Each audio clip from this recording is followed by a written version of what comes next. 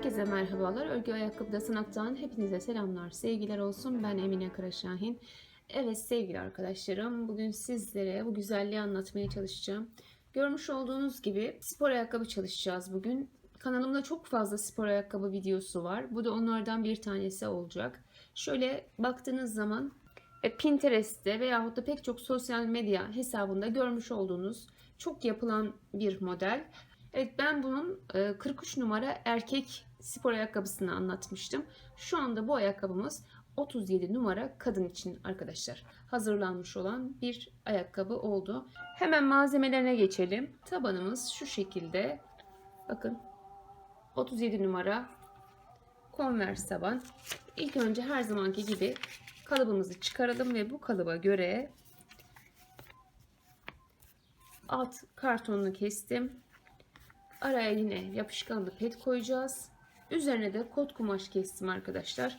Dolayısıyla bakın içerisine çok güzel oldu kot. Şöyle göstereyim. Hazırlamış olduğumuz tabanlığımızı delmek için kemer delme aparatımız lazım.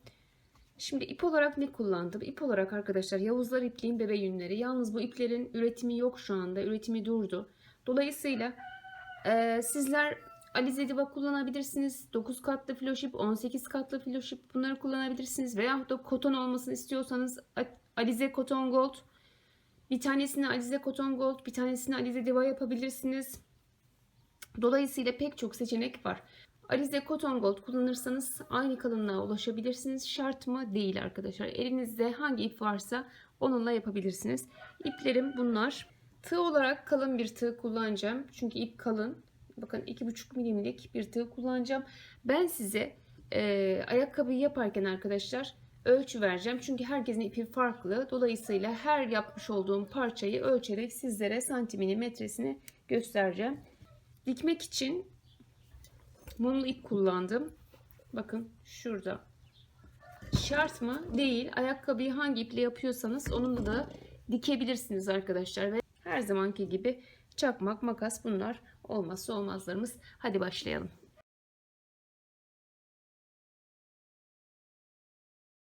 Yine bu iki parçayı birbirine de body derby dediğimiz soğuk yapıştırıcılarla her zaman yapıştırıyorum arkadaşlar. Şöyle biraz da buna yapalım.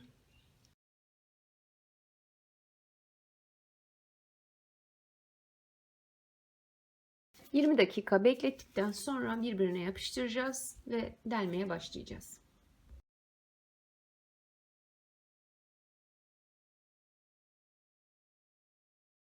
Şimdi sevgili arkadaşlarım bakın kemer delme aparatıyla şöyle 9 milimlik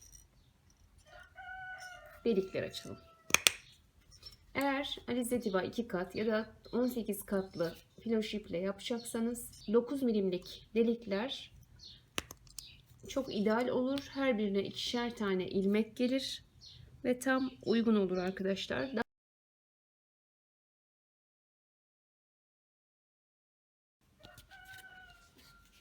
Şöyle tamamını deldim geldim. Ayağın iç oyuntusundan başlıyorum.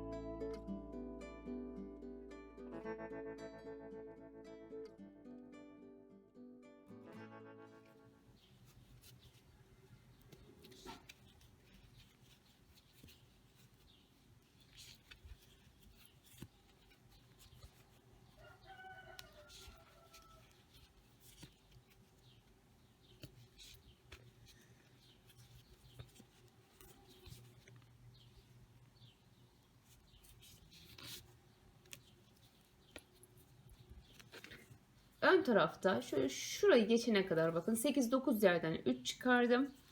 Yine arka tarafta da bakın şu şekilde 2, 4, 6, 7 yerden 3 çıkardım. Gerisi 2. Ben elime göre ayarladım. Yani ben böyle yaptım diye siz de böyle yapmanız gerekmiyor.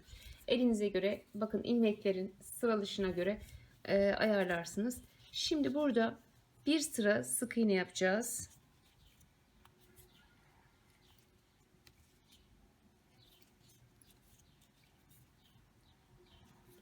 Şöyle.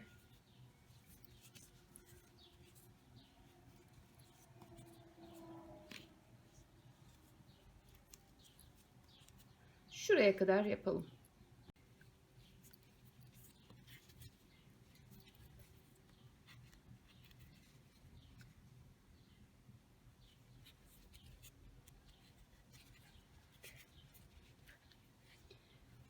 Bir sıra ördüm. Şimdi böyle çeviriyorum ayakkabımı. Bir zincir çekiyorum ve tekrar şu şekilde bir sıra daha örelim. Bu rengimizle sonra beyaza geçeceğiz. Şöyle arkadaşlar.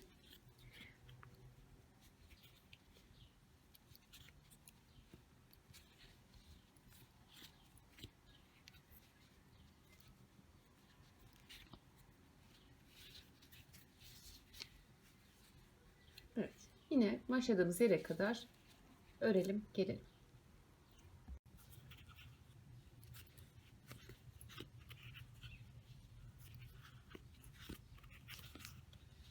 İkinci sıramızı da bitirdim.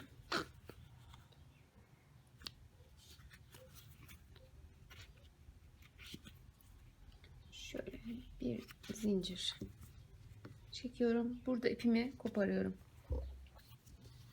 Şöyle bu ipleri yapıştırma yapacağız ya. Alta alın arkadaşlar. Alta şöyle geçirin.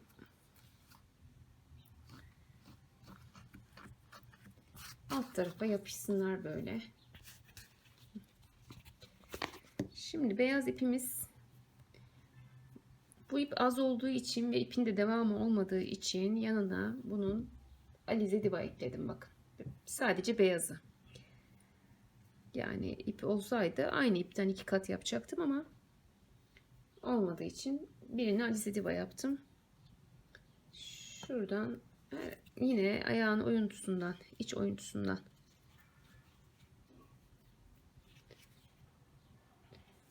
düğüm yapmadım. İpi yine içeriden şuradan alta götüreceğim. Tekrar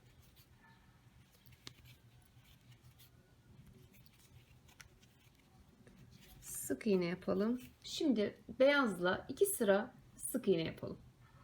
Bakın arkadaşlar, bir sıra yaptım. İkinci sıra şimdi sık iğne, yani beyazla 2 sıra sık iğne yaptım. Şimdi şurada bir bağlayalım. Bir zincirimizi çekelim. Sonra şu şekilde çevirin. Şöyle bakın, çevirin ve içten dışa doğru bu ikinci sırayı sarma yapacağız. Bakın. Şöyle.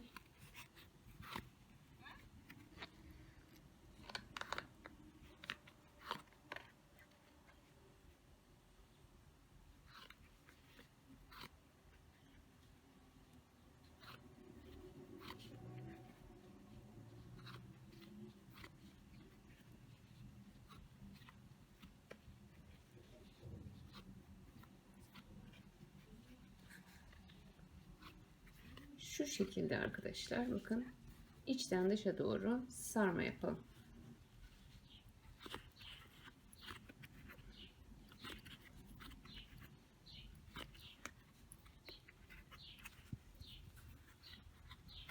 Bakın, başladığımız yere geldik. Şöyle kaydırmayla bağlayalım. Tüm çevresini yaptık. Burada bir zincir çektim. Şimdi dönüyorum. Bu sefer dıştan bir sıra daha sık iğne yapıyorum. Şöyle bakın.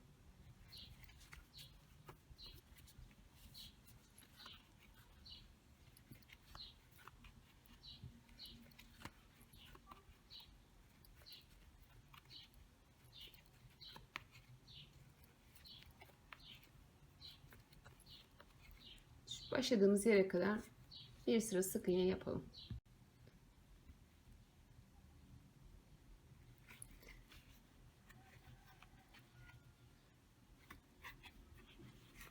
Evet, bir sıra sık iğnemizi de bitirdik.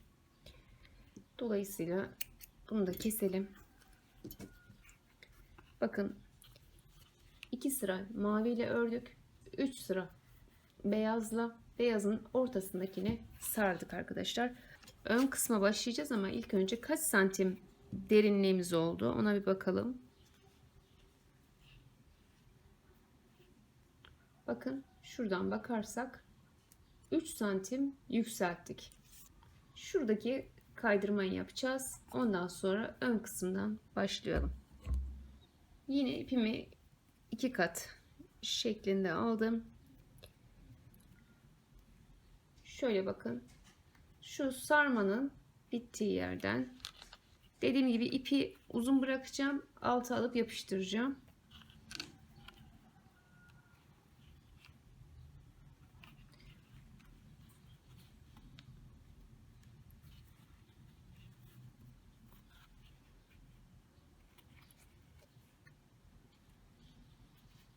Buradan itibaren şu şekilde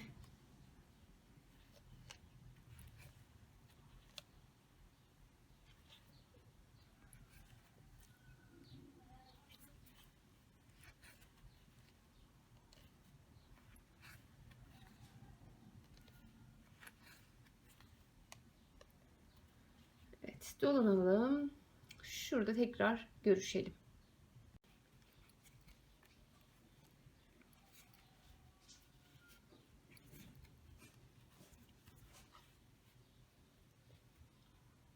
Burada şimdi başladığımız yere tekrar girelim.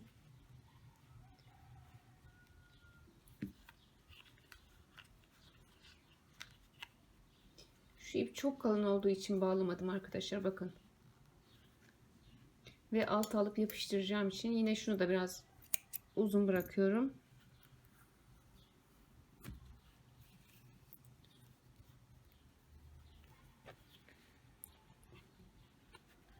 Şöyle tekrar şu içeri doğru çekelim. Burada ikisini bir kez düğümleyeceğim.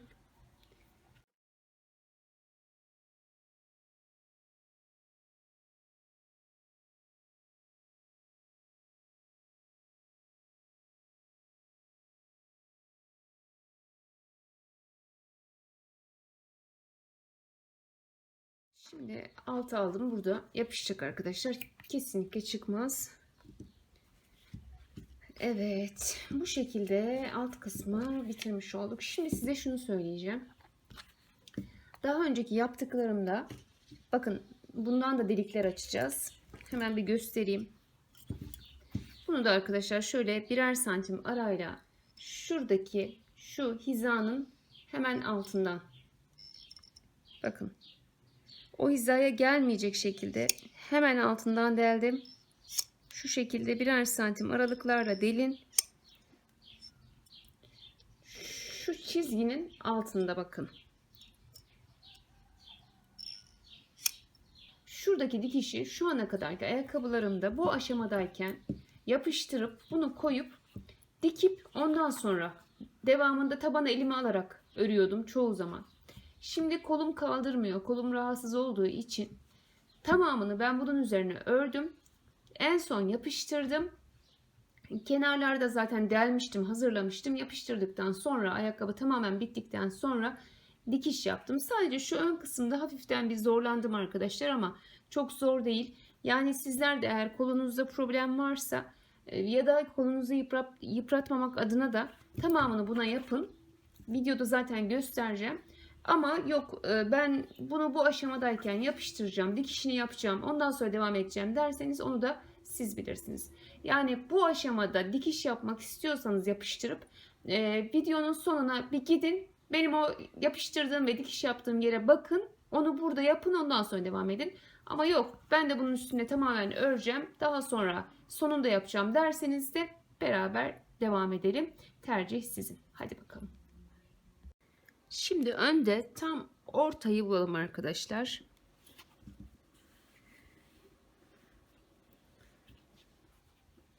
Şöyle şurası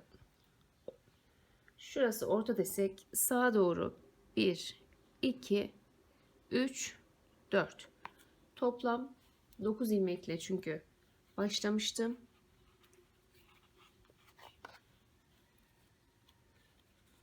1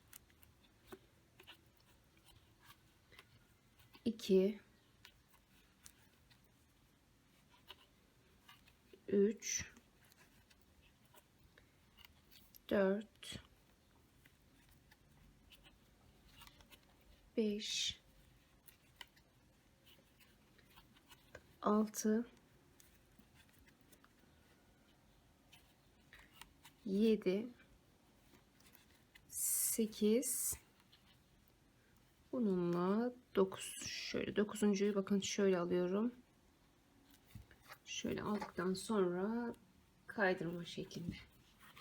Evet, şimdi bir taneyi atlıyorum, dönüyorum. 1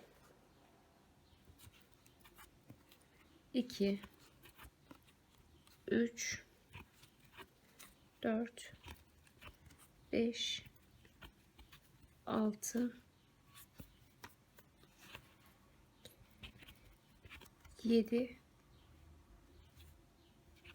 8.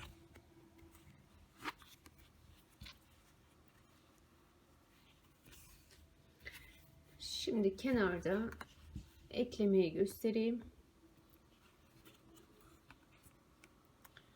Bakın şuradan tığımızı ittiriyoruz. Şöyle 1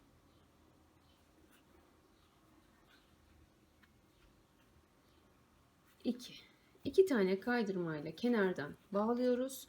Dönerken bir taneyi atlıyoruz. Bakın şunu atlıyorum buradan. Tekrar örmeye devam ediyoruz.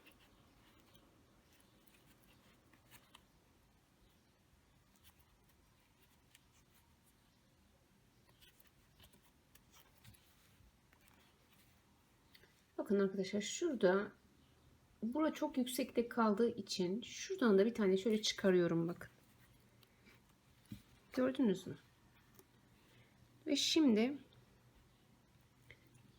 ekleme yapacağız yine. Ekleme yaparken bakın şöyle alıyorum. Şöyle. Hemen yanından şu şekilde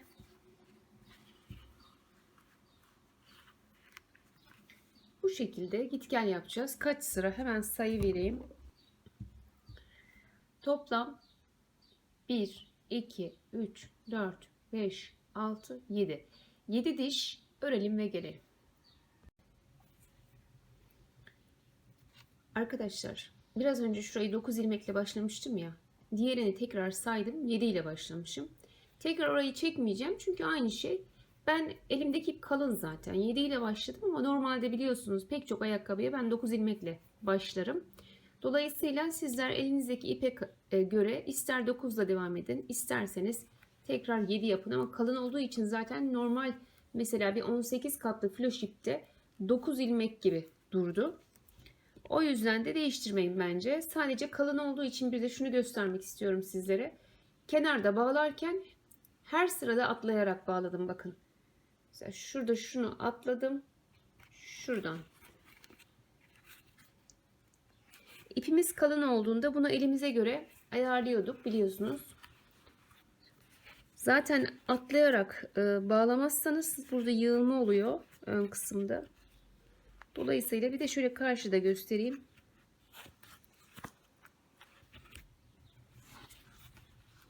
Bakın yine burada eklerken şu bir taneyi atlıyoruz. Şuradan. Bunu atlıyoruz. Buradan. Eğer ipiniz kalınsa bu şekilde siz de ayarlamalar yapın arkadaşlar.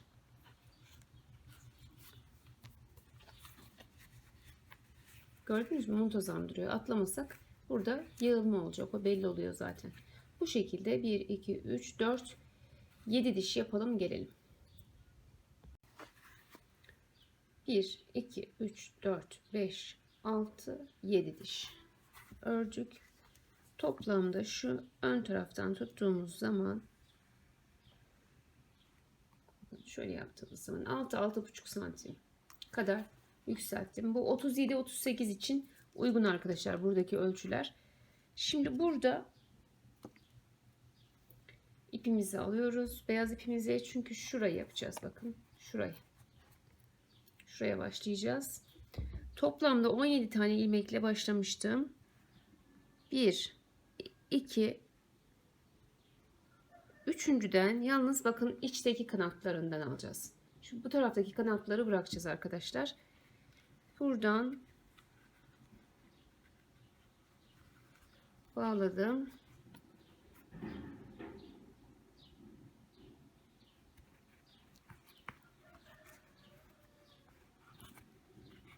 İki,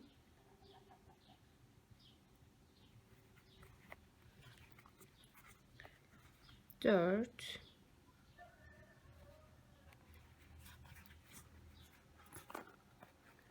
5,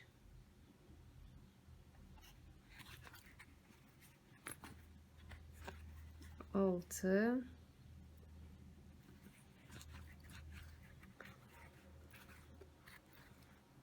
7,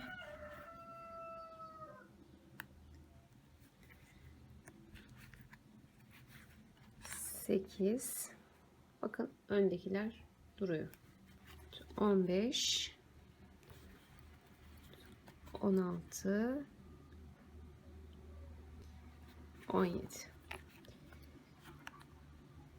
17,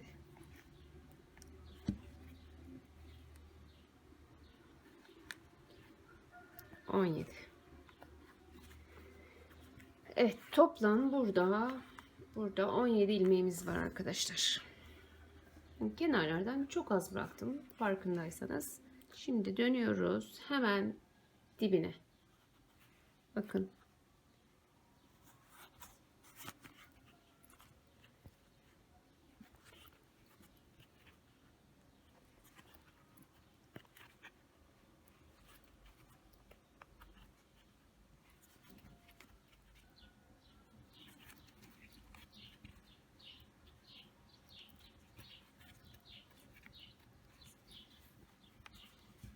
Evet, şimdi yine dönüyoruz. Dönerken bakın hemen dibine batıyoruz.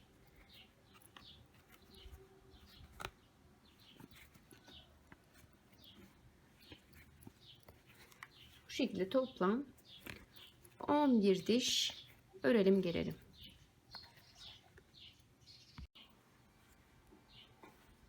Bir, 2, 3, 4, 5, 6, 7, 8, 9, 10, 11.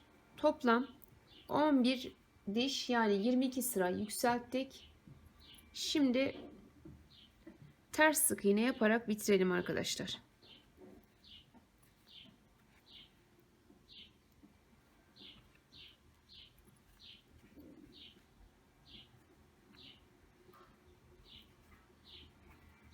Böyle sonuna kadar.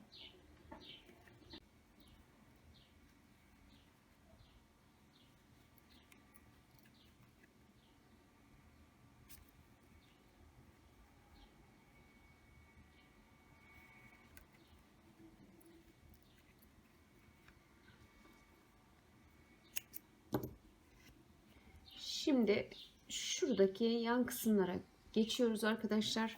Bakın 6 ilmekle başladım. Burada 1, 2, 3, 4, 5, 6, 7, 8, 9, 10, 11 diş yükselttim. Ve şu ikisini de artırdıktan sonra bir artırmadım, bir artırdım. Bir artırmadım, bir artırdım. Mesela 6 ilmekle başladım. Zannediyorum 12 ya da 13 ilmekle şurada bitirdim. Yani arada toplamda 5-6 ilmek artırdım. Her sırada artırmadım. Göstereceğim zaten ayrıntısını. Şimdi bunu şöyle içine alalım. Rahat rahat örelim. Bakın burada tekrar 1 2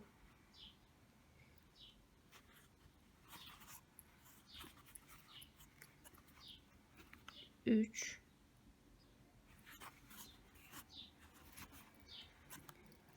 4 5 6. Buradaki ilmekleri bıraktık. Çünkü bakın gelirken bunlardan aldık. 6 tane ilmekle geldik buraya. Şimdi dönüyoruz. Hemen dibine batıyoruz. 2 3 4 5 ve 6. Şimdi bakın burada atlama yapmadan kenarlardan bağlıyoruz. 1 2 tane kaydırmayla birleştirdik. Dönüyorum. Dönerken burada bir tane artıracağım şimdi, dolayısıyla birinciyi atlayıp ikinciden, bakın şuradaki birinciyi atlıyorum, ikinciden 1 2 3 4 5 Şimdi burada bakın, kuş gözleri için zincir çekeceğim. Sıkı bir şekilde bir zincir çekiyorum. Bir tane atlıyorum.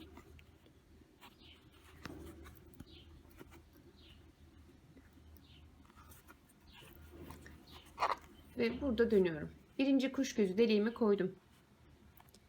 Hemen dibinden batıyorum. Bakın şu ikincisi kuş gözü deliği olacak. Şurası.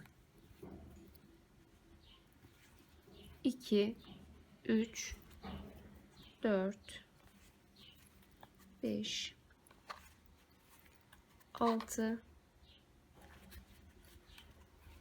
7. Şimdi şuraya bakın. Yine atlama yapmadan hemen burada 1 2 tane bağladım. Şimdi bu ikisinde, yani şunda artırma yaptım. 6 ile başladım. Bunda artırma yaptım. Şimdi bu sırada artırma yapmayacağız. Artırma yapmak istemediğimiz zaman da ne yapacağız? Şu ikisini atlayacağız. 1 2 atlayıp üçüncüye batıyoruz. Bakın şöyle üçüncüye takalım. Şuradan bakalım. 1 2 atladık. Üçüncüye battık. 1 2 3 4 5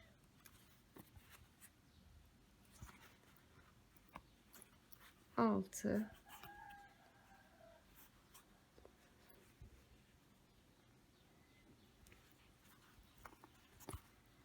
7. Şimdi arkadaşlar bu sayılar 37-38 için geçerli. 39-40 için yapıyorsanız burada 6 değil 8 ilmekle falan başlayın. Biraz daha bitirdiğiniz zaman şurası, mesela ben 13 ilmekle bitireceksem siz 16 ile bitirin, 17 ile bitirin. 39-40'lar için söylüyorum. Şimdi bakın hemen dibinden yine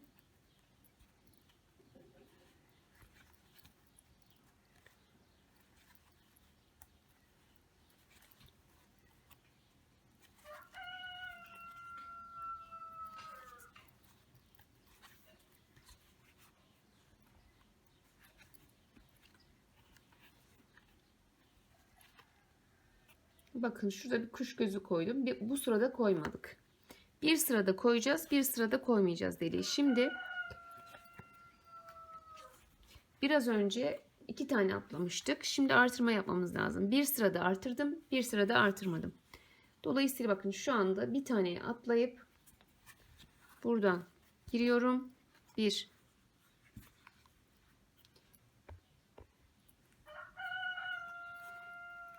2 3 4 5 6. Şimdi yine delik koyacağız. Sıkı bir zincir çektim. Bir tane atlıyorum. Evet, zinciri 7 dersek burası da 8. Hemen dipten yine girdim. 1. Evet, burada zincirin içerisine. Bakın burası kuş gözü yeri. 2 şura. Şura, şura. Yani şöyle taktığımız zaman bu ve bu olacak.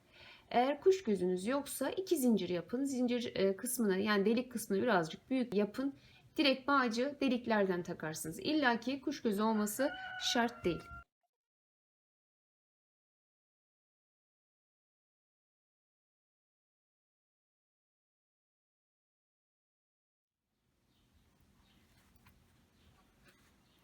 Şöyle. Evet, biraz önce bir tane atlamıştık. Şimdi 2 tane atlayacağız. Bakın. Bakın. 1 2. Üçüncüye batıyoruz. 1 2 atla, üçüncüye bat.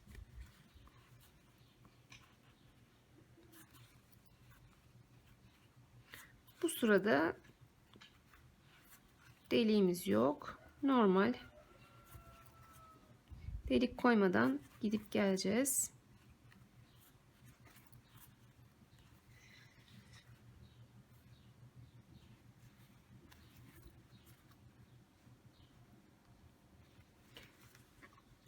Bu şekilde toplam bakın ne kadar öreceğiz? Toplam 1 2 3 4 5 6 7 8 9 10 ve 11. 5 tane delik koydum. 1 2 3 4 5 11. Şimdi burayı bir yapalım. Sonra en son size kaç ilmek olduğunu söyleyeceğim arkadaşlar. 6 ile başlamıştık. Kaç ilmekte kaldığımızı söyleyeceğim. Dolayısıyla arada kaç tane artırdığımızı da anlamış olacağız. Her sırada artırırsanız şurada şu bitiş yerine hafif bir potluk ve çirkinlik oluyor. Bu şekilde çok muntazam oldu. Ama dediğim gibi büyük sayılar için biraz daha geniş başlayın. 1, 2, 3, 4, 5, 6, 7, 8, 9, 10, 11. Toplam şurada bakın 6 tane ilmekle başlamıştım. 1, 2, 3, 4, 5, 6. Şurada ise bittiğinde 1, 2, 3, 4, 5, 6, 7, 8, 9, 10, 11, 12, 13. Yani 6, 13 toplam 4, 3 daha 7. Arada 7 ilmek artırmışım arkadaşlar.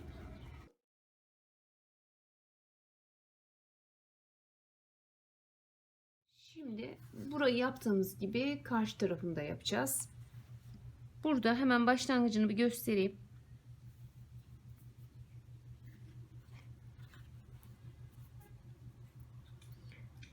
Bir, iki, üç, dört, beş, 6. Şuradan başlayacağız. Örerken böyle gideceğiz arkadaşlar. 1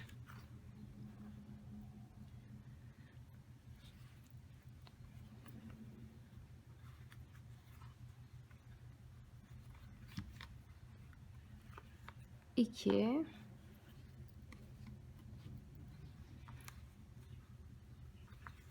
3 4 5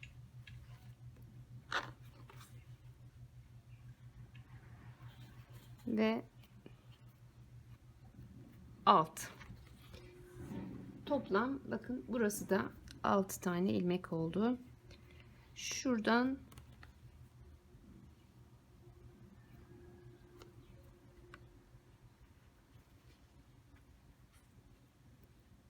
bir, iki. Şu anda bir tane artıracağız. Birinciyi atlayalım. İkinciye batalım. Bu şekilde yaptığımız zaman bir tane artırmış oluyoruz. 1 2 3 4 5 6 şurası da ilk ilmek ve 7. Şimdi bakın, birinci kuş gözü deliğini bu sıradan sonra koymamız lazım. İkinci sırada çünkü şurada koymuştuk. Burada bu tarafta ise bakın, delikleri koyarken buradan giderken koyacağız arkadaşlar. Bir tane örüyoruz. Bir zincir çektim sıkı bir şekilde. Bir taneye atlıyorum. Kuş gözü zor girecek. Ona göre deliğinizi çok büyük yapmayacaksınız arkadaşlar. Hatta eğer eliniz sıkı değilse, kuş gözü geçebiliyorsa hiç delik koymayıp direkt ilmeklerin içerisine ayarlayıp kuş gözü takabilirsiniz. Ama sert sıkı ördüğüm için ben o şekilde takamıyorum. O nedenle deliklerin yerlerini bir zincirle belirleyip koyuyorum. Evet, yine burada söylemiş olduğum gibi bakın, bu şekilde delikleri koyacağız. Karşıda gösterdiğim gibi bir sırada artıracaksınız, bir sırada artırmayacaksınız. 6 tane ilmekle başladık. Yine 13 tane ilmekle bitireceksiniz. Buradan geldiğiniz zaman burada bitecek. Onu göstermek için aslında tekrar açtım. Şuradan bir zincir çekelim ve ipimizi koparalım. Şöyle şuraların karşılıklı olmasına da bakalım. Tam ortayı bulalım. Sağa doğru 1, 2, 3, 4, 5, 6, 7, 8, 9, 10, 11.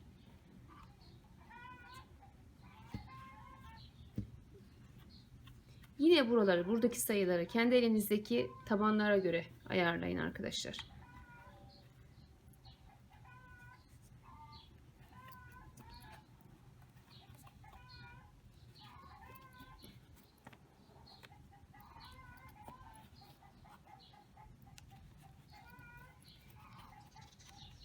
Evet, şöyle karşıya kadar örelim. Bakın, karşısına kadar ördüm. Şimdi dönüş yapacağız ya, şu son ilmeği şu şekilde dönerken kaydırma şeklinde alıp dönüyorum arkadaşlar. Şöyle yapıp bundan sonra dönüyorum. Birinciyi atlıyorum. Yani o kaydırmayı atlıyorum ve devam ediyorum.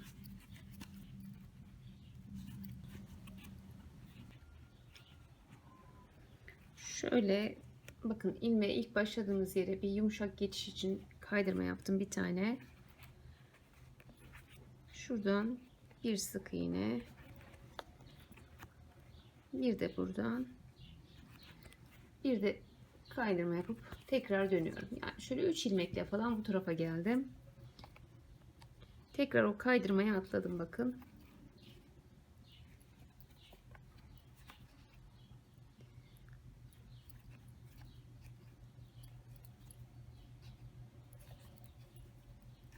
Evet, aynı şekilde şu karşıya gidelim, oradan da dönelim. Yine bakın, başlamış olduğum yere şöyle kaydırmayla iniyorum. Çok arada boşluk olmasın diye. Burayı dönerken atlarsınız bu ekstra yaptığımız kaydırmayı. 1 2 şu üçüncüye yine şu şekilde kaydırma yapıp dönüyoruz.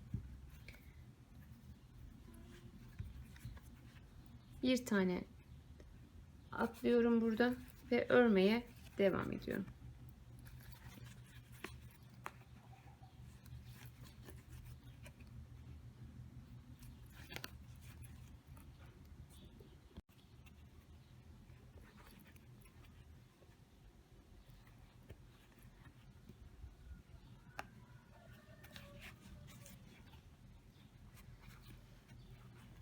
Şurada başladığım yere bir tane daha sık iğne yapacağım arkadaşlar. Şöyle bir geçiş için elime göre ayarlıyorum aslında. Sizler de öyle yapın. Şimdi şuraya geldik. Bakın. Bir tane daha ördüm. Şu kenara bağlayacağız şimdi.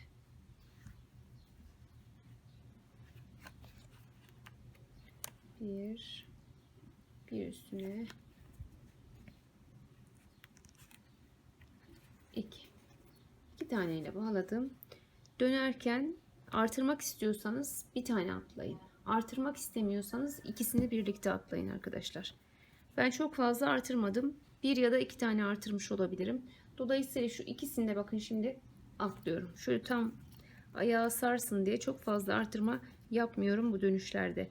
Ama siz yine elinizdeki numaraya göre, ayağa göre ayarlamanız gerekiyor bunu. Ben püf noktalarını söylüyorum arkadaşlar.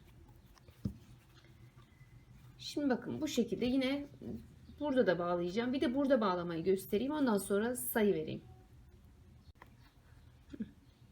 Bakın şuraya indim biraz önce. Ve sıkıca bir sık iğne ördüm. Çok yokuşta kalmasın diye. Evet, bir tane de şurada sık iğne örüyorum. Şimdi bir de burada birleştirmeyi göstereceğim. Bakın.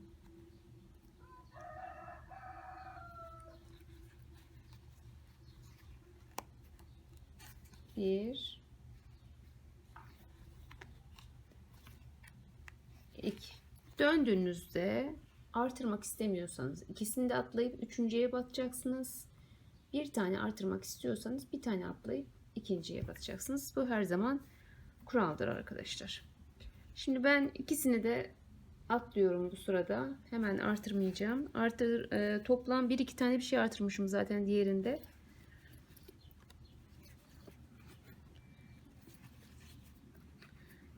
Şimdi bakın. Burada 2 sıra oldu. 2 diş oldu. Toplamda 1, 2, 3, 4, 5. 5 diş yapacağız. Şurada kenarda 1, 2, 3 tanesi var. Bakın dikkat ederseniz 3 diş bu kenara bağlandı. Çünkü biraz şurada ördük zaten. Dolayısıyla bu şekilde 5 diş örelim ve gelelim arkadaşlar. 1, 2, 3, 4, 5. Bittiğinde burada kaç tane ilmek kalmış? Karşıda kaç tane? İkisi eşit olmak zorunda. 1, 2, 3, 4, 5. Bakın.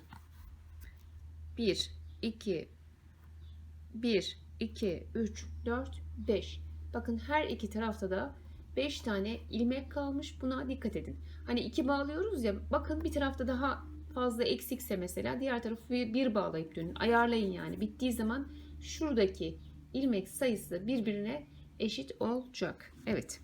Şimdi burada ipimizi koparacağız.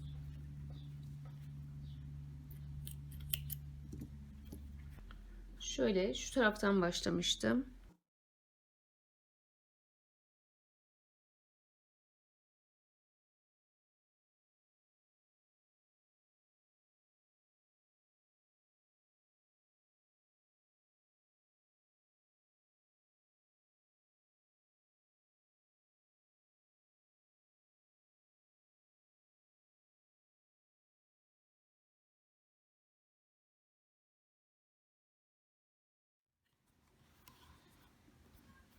Şimdi şu köşe dönüşünü bir göstereceğim arkadaşlar size.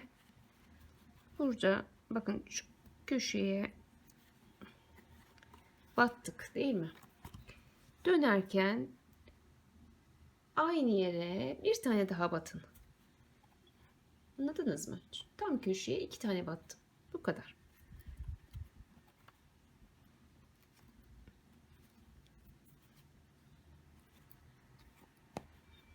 Ve yine şurada bakın. Şuraya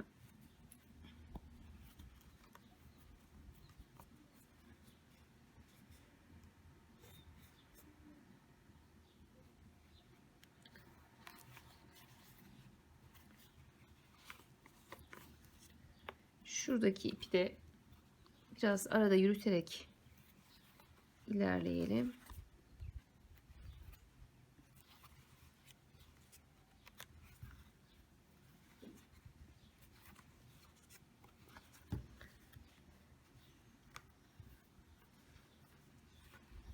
Şimdi gösterdiğim şekilde yine bu köşeye de 2 tane batarak şuraya kadar gelelim.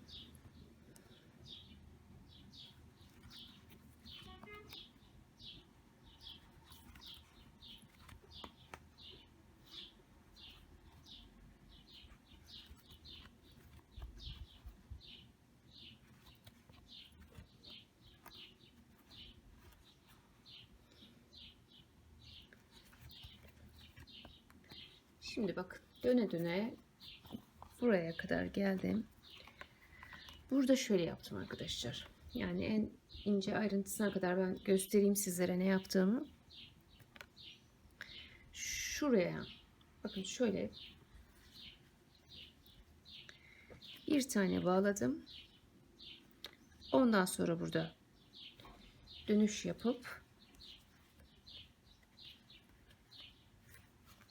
tekrar bir sıra daha sık iğne yaptım. Nereye kadar? Buraya kadar.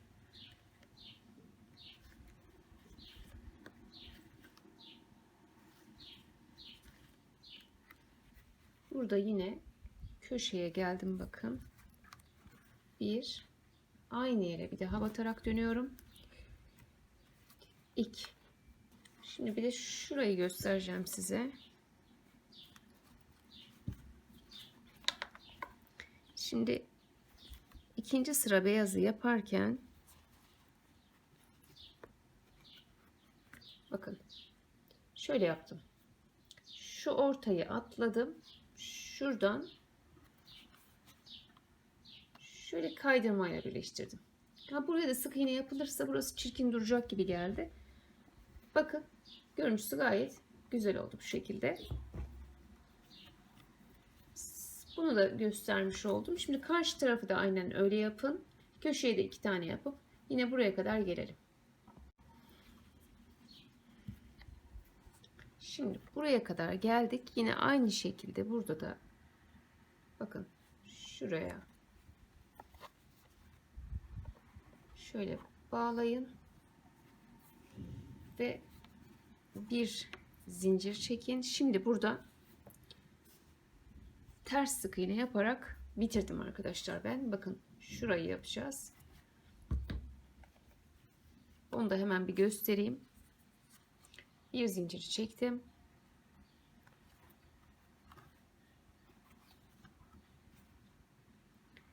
Şöyle tek tek hepsine ters sık iğne yapalım.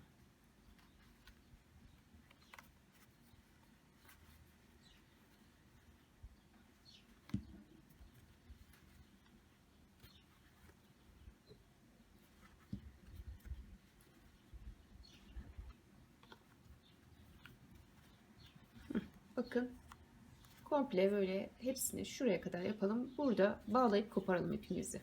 Buradan başladım. Tüm çevresi yapıldı ve şurada bağlayın, kaybedin. Bakın boydan boya döne döne ters sık iğne yaptık. Şöyle biraz daha yaklaştırayım. Bitişini de göstereyim ben sizlere. Şuraya kadar geldim. Şöyle şuraya takalım.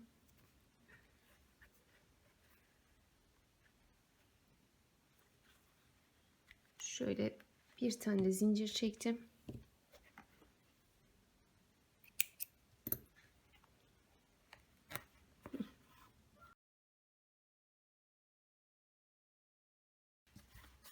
Şurada kesip yakarsınız arkadaşlar. Ölçüsünü bir vereyim size. Dediğim gibi bu 37-38 için olur. 39-40'lar bir sıra 2 sıra fazla örsün, ayarlasınlar. Şöyle bakın şurası şeye girecek ya da en baştan şöyle bakın 8 santim başladığımız yere kadar. Şurası şuradan itibaren kaydırmadan itibaren şuraya bakalım. Evet 6 santim. Şuradan şu başladığımız kısımdan şuraya kadar diyelim 9 santim. Evet 37-38 için ölçüler bu şekilde arkadaşlar. Şu ön kısma bakalım. Şurası yine bakın 5-5,5 santim.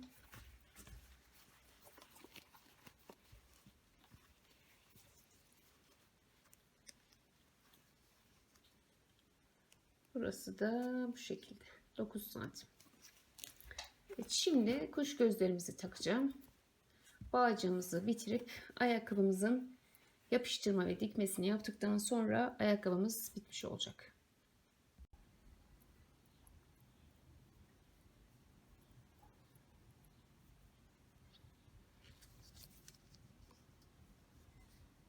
Bakın toplamda 1 metre 20 santim kadar zincir çektim arkadaşlar. Gördünüz mü? Bağcık için. Şu 1 metre 20 santim. Şimdi ne yapıyoruz? Şimdi bakın bu çekmiş olduğumuz zincirin üzerinden kaydırmalarla gidiyoruz.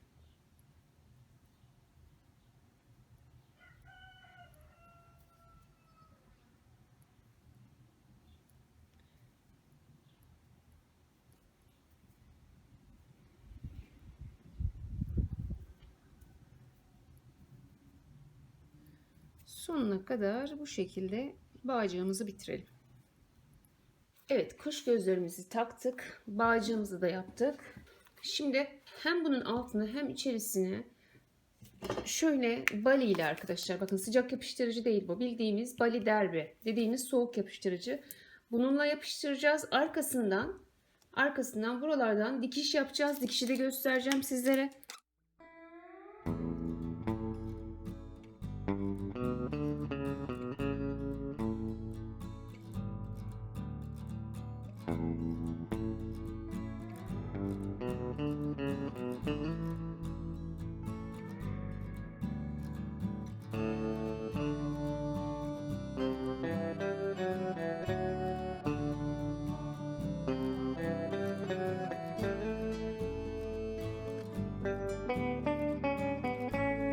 Dakika bekletelim. 20 dakika sonra yapıştıralım.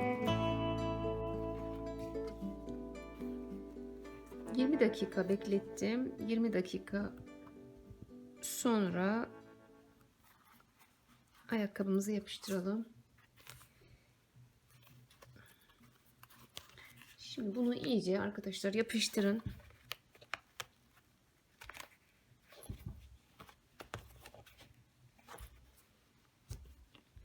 Şöyle ben şimdi kameradan çıkıp iyice bastıracağım her tarafını, hem de ayağımla da baskı uygulayacağım. Evet, maalesef burada bir iş kazası oldu, gördüğünüz gibi bali döküldü. Şurayı ne yapacağım biliyor musunuz? Şu mavi iple tekrar bir dikiş gibi şöyle tığla geçip kapatacağım arkadaşlar. Bu çıkmıyor çünkü. Yani kendi ipiyle üzerinden kapatma yapacağım. Git gel yaparak. Her iki tarafa da yapacağım. Anlaşılmayacak. Evet, şimdi ben iyice bunu bir aşağıda ayağıma giyerek baskı uygulayarak yapıştıracağım. Sonra dikiş esnasında yine birlikte olalım. Ayakkabımızı dikiş yapacağız. Şu mumlu ipimiz, şöyle tuttuğumuz zaman ayakkabıyı, mumlu ip şu şekilde iç kısımda kalacak arkadaşlar. Şuradan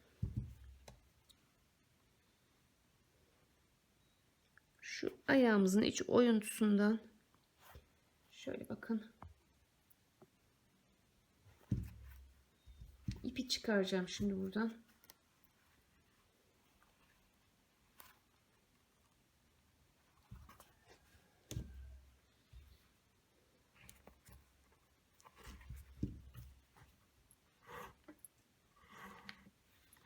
Şimdi bakın bu ipin çoğu iç kısımda, çünkü iç tarafa daha fazla gidiyor. Eğer elinizde mumlu ip yoksa kullandığınız iplerle de yapabilirsiniz arkadaşlar. Şu taraftaki ip 1,5 taban ölçüsünde olacak. Bakın şu 1, şu 2. Şuraya kadar şöyle yeterli olur. 1,5 taban ölçüsünde olursa şu dış taraftaki. İçerideki dediğim gibi bakın daha fazla. Şöyle şimdi şöyle yapacağız. Yaklaştırayım biraz daha.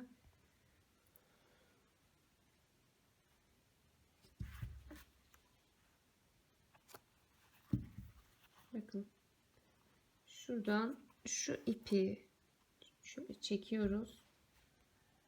Gördünüz mü? Bunu buradan getiriyoruz. Bu normal ayakkabıcı dikişi arkadaşlar, bu şekilde dikiyoruz. Tığımızı yine buradan delikten itiyoruz.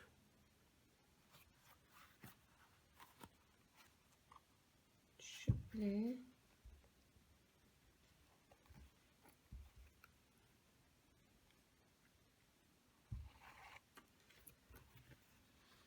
Ön kısımda birazcık zorlanıyorsunuz. Onu da kucağınıza alıp elinizi şöyle içeri iterek arkadaşlar yapabilirsiniz. Ha bu hani taban, eğer ben bu şekilde zorlandım derseniz, dediğim gibi bakın örerken söylemiştim. Şuranın bitiminde ön tarafı başlamadan bu işlemi yaparsınız ve tabanı tutarak örersiniz. O da işte zamanla kolunuzu acıtıyor arkadaşlar. Taban ağır çünkü zamanla kollarımızı acıtıyor. O yüzden bu şekilde ayakkabı bittiğinde dikiş yapsanız daha kolay bence. Ya ben yaptım mesela diğer işini, hiç zor olmadı. Ön kısmı kucağınıza alır yaparsınız.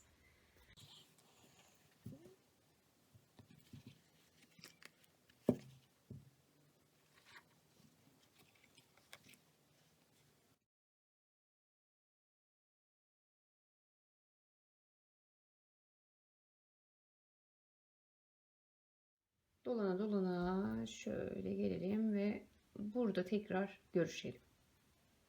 Evet sevgili arkadaşlar, şu ön kısmı yaparken elinizi içine soka soka böyle ipi çeke çeke yapmanız lazım. O kısım biraz zorluyor. Botlarda falan biraz zor olur diye düşünüyorum ama yine de yapılır. Şimdi bitişe geldik.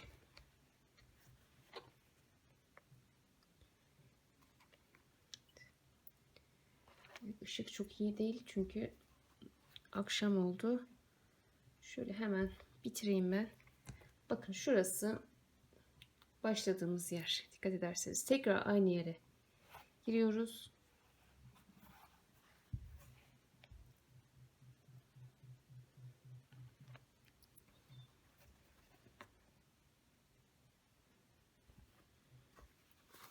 Bunu şurayı bakın. Tekrar şuradan girelim. Şuradan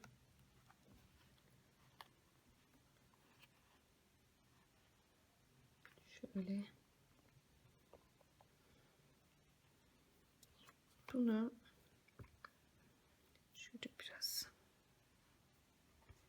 içeri çekelim. Bakın orada çift kat oldu arkadaşlar. Başlamış olduğumuz yer çift kat oldu. Şöyle. İçeride şimdi buna bir tane düğüm atacağım. İsterseniz iki tane düğüm atın. Kesin burada. Bakın şöyle bir tane düğüm atacağım.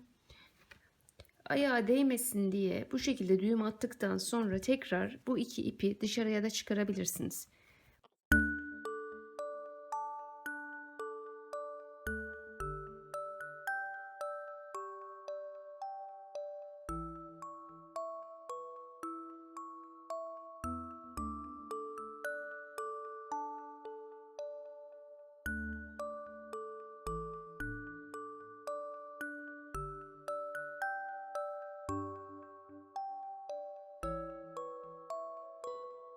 Gördünüz mü? İçeride herhangi bir düğüm olmadığı için ayağımızı rahatsız etmez.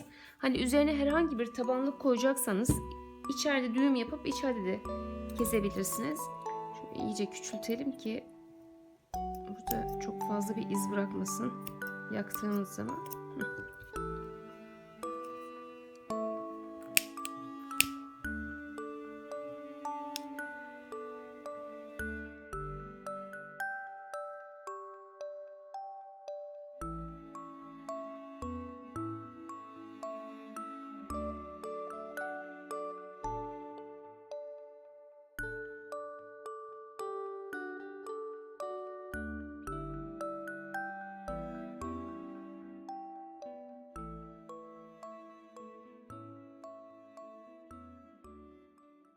Evet sevgili arkadaşlarım, bağcığımızda taktık, boncuklarımızı yerleştirdik ve videomuzun sonuna geldik.